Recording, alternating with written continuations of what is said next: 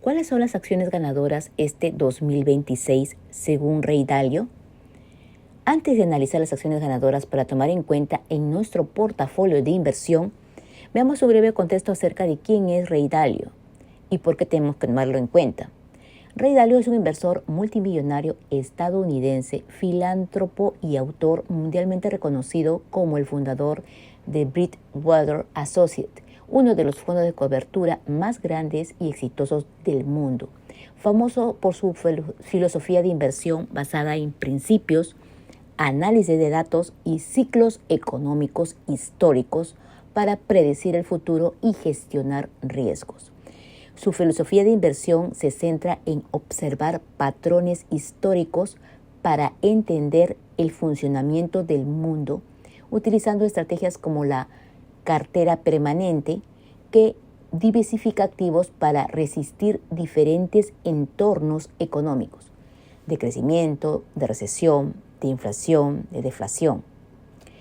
En cuanto a la innovación, es conocido por su enfoque algorítmico y basado en datos para la toma de decisiones, buscando siempre innovar en la gestión de carteras. Ray Dalio dice que las acciones estadounidenses ofrecen una prima de riesgo negativa, 4.7% de rendimiento esperado frente al 4.9% de rendimiento a 10 años. Ray Dalio interpreta la prima de riesgo negativa como una clara señal para abandonar las carteras centradas en Estados Unidos y advierte que el aumento de la deuda federal hace inevitable la devaluación de la moneda. Con 38 billones de dólares de deuda federal y 10 billones de dólares renovando, la degradación es inevitable. Su tesis prioriza los activos tangibles y los mercados extranjeros para preservar el poder adquisitivo. Considera la rotación del dólar como era la principal defensa contra la difusión fiscal. Considera el oro y las acciones internacionales y activos duros están aplastando a los Estados Unidos y que la receta de Dalio de comprar oro y metales, evitar los bonos estadounidenses de gran capitalización y tener un efectivo. Acá vemos el gráfico de rendimientos del 2025, pero con proyecciones para el 2026, ¿no? Y aquí vemos que la inversión del oro es lo que resalta en verde, ¿no? Es más 65%, los mercados emergentes un 34%, las acciones estadounidenses más 23%, Europa más 18% y lo que es el dólar en sí menos 8%. Esto es lo que se ve en este gráfico y vemos que el motivo es que la prima de riesgo en bolsa es el sobreprecio o interés extra que los inversores exigen por invertir en un activo riesgoso como acciones o deuda de un país menos estable, en lugar de uno considerado seguro, compensando así la incertidumbre de perder dinero y buscando una mayor rentabilidad para asumir ese riesgo adicional, reflejando la confianza del mercado en esa inversión. ¿Qué se trata esto de la prima de riesgo? Una explicación que te puedo dar es, por ejemplo, un amigo muy fiable que siempre te paga, le prestas, digamos, $100 y te devuelve $100 más $1 de interés, bueno, 1% de interés. Tienes otro amigo que es más despistado, no te da mucha confianza, le prestas $100, no estás seguro si te lo va a devolver o no y cuándo. Y para convencerte de que tú corras ese riesgo, él te dice, te devuelvo los $100 más $5, o sea, quiere decir el 5% de interés. La prima de riesgo es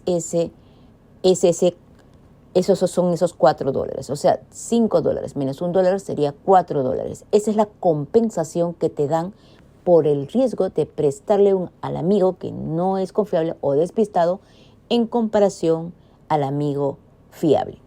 En cuanto a la aplicación en bolsa, un activo libre de riesgo, como por ejemplo son los bonos ahorita alemanes, se usan como referencia porque Alemania supuestamente es muy estable, aunque ahorita no tanto.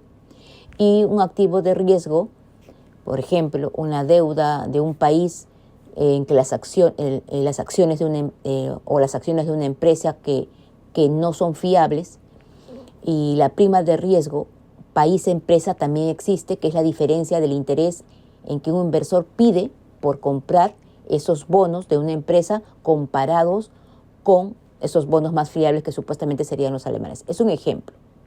Si la prima sube, entonces el mercado percibe que ese país o empresa es más arriesgado, por lo tanto le cuesta más financiarse y los inversores exigen más rentabilidad para prestar el dinero.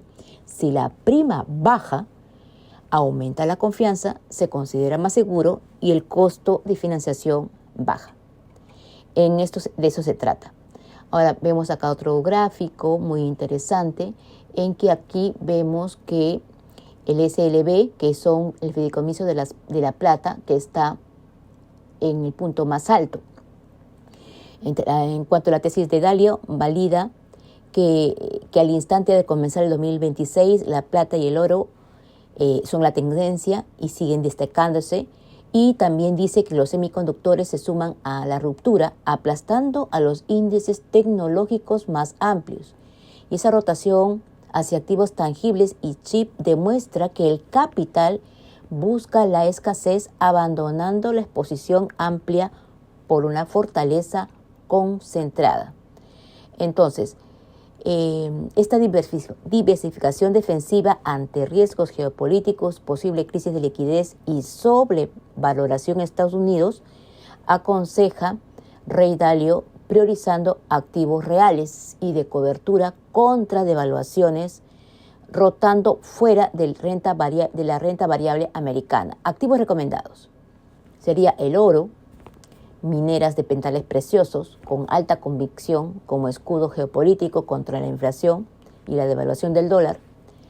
Sugiere ETFs como GLD y GDX, que son oro-plata, acciones no de Estados Unidos, pensar también en Europa, Irlanda, Holanda, Latinoamérica, Argentina, México, Brasil, y emergentes con valoraciones atractivas, mejores que el S&P 500.